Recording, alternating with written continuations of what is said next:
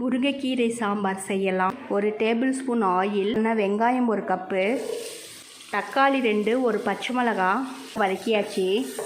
குழம்பு மிளகாய் தூள், சாம்பார் தூள், பச்சை வாசனை போகிற வரைக்கும் 1 நிமிஷத்துக்கு நல்லா வதக்கியாச்சு. தூள் போட்டு வேக வச்சுருக்கிற துவரம்பருப்பு 1.5 கப்பு புளி கரைசல், 1 கப்பு தண்ணி, உப்பு நல்லா கலந்து விட்டுடலாம். 3 நிமிஷத்துக்கு குக் பண்ணிடலாம்.